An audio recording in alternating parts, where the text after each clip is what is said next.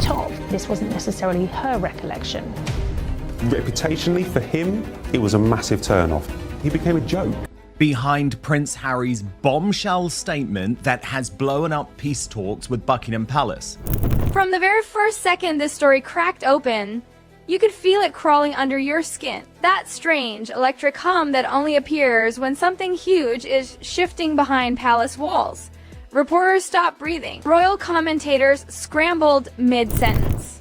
YouTube notifications hit phones like emergency sirens, because this time it wasn't gossip bubbling up from tabloids. It was the palace. The same palace that survives on silence. The same palace that answers chaos with a raised eyebrow and a teacup.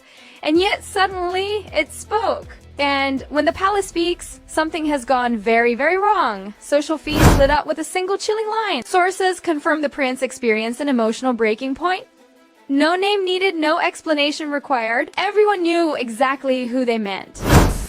Prince Harry is refusing, it seems, to play along with Meghan Markle's. Nobody needed it spelled out. Harry. And the timing couldn't have been more brutal if it tried. Just hours earlier, Meghan had been front and center at another polished conference, delivering another carefully sculpted speech about reclaiming narrative power.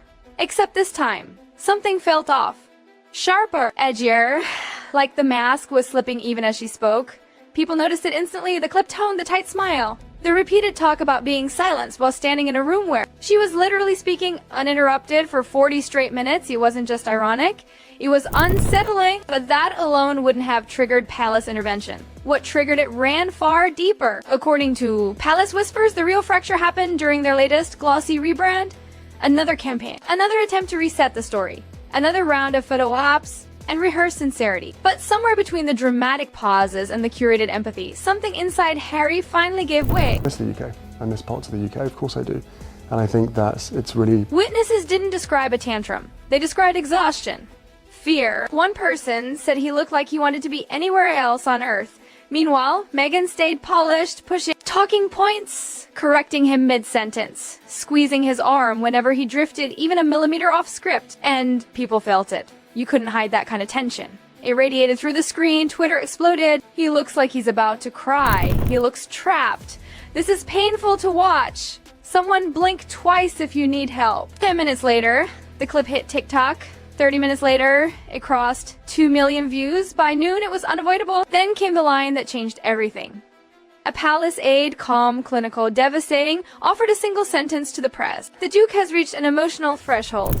His well-being is now a priority concern. No blame, no accusations, no Meghan, just concern. And suddenly the conversation shifted, not branding, not podcasts, not Netflix, just Harry, the man, the son, the brother, and the unmistakable sense that he was cracking under something far more personal than headlines. Even tabloids softened.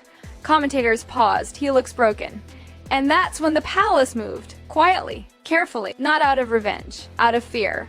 Behind the scenes, Harry reached out to someone from his pre-Megxit life, an old confidant, and the dam broke.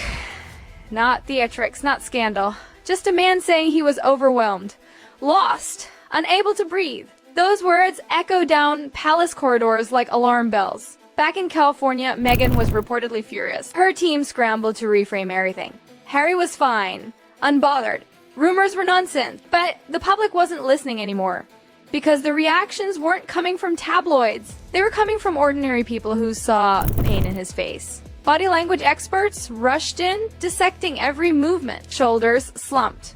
Defeat telegraphed.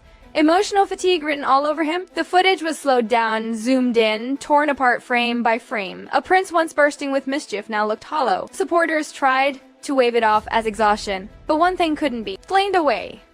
The palace doesn't speak for drama, they speak when they sense danger. And that's exactly what this felt like.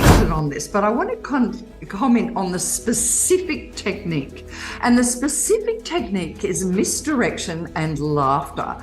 And it's an old technique. Then came another bomb. Harry withdrew from an upcoming appearance, citing personal reasons. Huge, unprecedented. The Sussexes don't cancel publicity. X caught fire. Theories multiplied. Something real was happening. Did Meghan push him too far? Did the pressure finally crush him?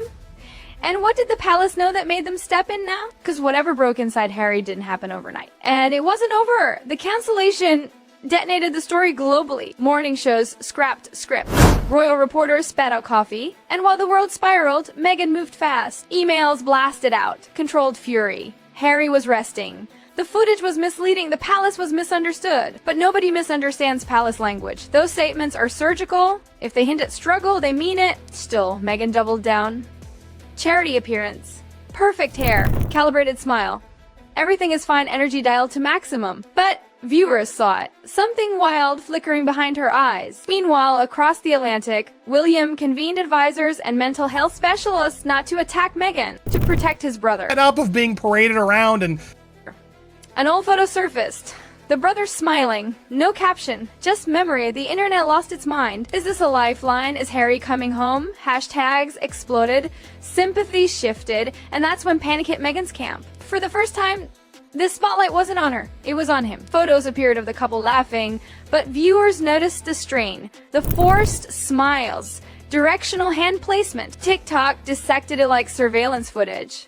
Then came another leak. Homesickness, longing for stability. Language that didn't sound like Meghan or Harry.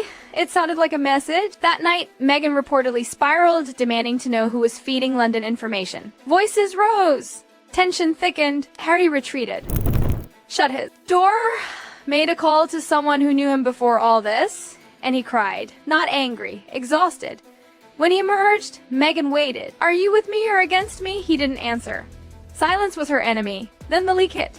Guidance sought, emotional strain, multiple outcomes prepared, 3 lions, global shockwave, hashtag pray for Harry trended worldwide. And for Meghan, this was worse than blame. It made her irrelevant. The palace wasn't fighting her, they were protecting him. Behind closed doors, William asked one question. Is he safe? And Meghan plotted a counterattack, but Harry sat alone in the garden, staring into dusk. Empty. Then the sentence that changed everything. Growing concerns for the Duke's long-term well-being. This wasn't gossip anymore. It was an alarm. Cars pulled into Kensington late at night. Consultations. Pale faces. Harry woke to messages. One from William. This is not a battle. We just want you safe. That line loosened something inside him. Then the headline dropped. Risk of collapse. And nobody denied it. When Meghan confronted him, calling it coordinated, Harry whispered, I just need a minute. She reached for her phone. Meghan, don't. Let them. That stopped everything. He wasn't choosing sides, he was choosing peace. And peace terrified her. I don't want to keep losing myself. 10 minutes later, the palace spoke again. Cherished member. Space. Compassion. Kindness weaponized. And in that moment, Meghan realized something devastating. The palace wasn't fighting her. They were freeing him. Because once fear disappears, control does too. And everyone else will figure it out so that he doesn't have to? That sounds like his last. And Harry's fear was gone. And that's when the aftershocks really began, the kind that don't make noise at first, but quietly rearrange everything underneath your feet.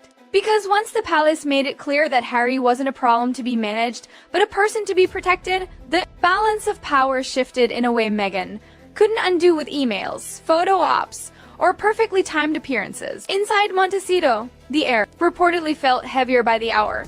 Staff moved carefully, speaking in lowered voices, eyes darting whenever doors closed. Harry wasn't shouting, he wasn't slamming doors. That was the unsettling part. He went quiet. Anyone who's ever lived with someone at the end of their emotional rope knows that silence is far more dangerous than anger. Silence means the fight has already drained you dry.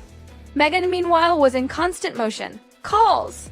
Strategy session. Draft statements stacked on her phone like a deck of cards she kept reshuffling. She wasn't panicking publicly, but privately, sources whispered she was livid. Not because Harry was struggling, but because she could no longer frame that struggle as part of their shared narrative. The story had slipped out of her hands, and it was running in a direction she couldn't steer. Everywhere Harry turned, the messaging was the same. From old friends, from distant relatives, even from people who had once written him off. We see you. Take care of yourself. And for a man who had spent years being told his pain needed to serve a purpose. That kind of unconditional concern hit hard. It didn't demand performance. It didn't ask for loyalty. It just existed. At night, Harry reportedly slept poorly. When he did drift off, it wasn't for long. His mind replayed everything. The fights, the speeches, the endless pressure to stay on message, the feeling that his worth was measured not by how he felt, but by how useful he was to the machine around him. And slowly, painfully, he began to recognize how deep that machine had sunk its hooks into him. Meghan noticed the change. How could she not? He's just living in the past. Meghan told him that and told us that he's still very...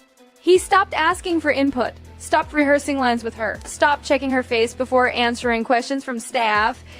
These weren't dramatic rebellions. They were small, quiet acts of independence. And to someone used to steering every detail, they felt like betrayal. The media, sensing blood in the water, leaned in hard. All interviews resurfaced. Clips where Harry spoke about feeling trapped, about losing his sense of self. At the time, they had been brushed off as metaphor. Now they felt prophetic. Commentators began asking questions that had once been taboo. Was this partnership balanced? Was Harry being supported or managed? Meghan's defenders pushed back loudly. They accused critics of misogyny, of infantilizing Harry, of blaming a woman for a man's choices, and some of those points landed. But even within that noise, something else was happening. A quieter, more uncomfortable realization was spreading. You could respect Meghan's ambition and still worry about Harry's well-being. Those ideas didn't cancel each other out, and that nuance was exactly what her PR playbook struggled to combat. Behind palace walls, contingency plans were quietly updated. Nothing explosive, nothing dramatic, just options. Safe places, trusted intermediaries, mental health professionals ready to step in if asked. The goal wasn't extraction, it was stability. The palace had learned, painfully, what happens when emotional distress is ignored until it turns catastrophic. Harry felt that shift too. Planning a shameless return to the UK in 2026 with a plan to, and I quote, sow the seeds for a semi-permanent return. For the first time in years, he didn't feel like every path forward required a press release. The idea that he could step back, even temporarily, without being punished or erased was both comforting and terrifying. Because stepping back meant facing questions he'd been avoiding. Who was he without the fight, without the mission, without the constant need to prove something? One evening, after another tense but quiet dinner, Harry reportedly told Meghan he needed space. Not a separation, not a statement, just space. The word landed like a drop plate.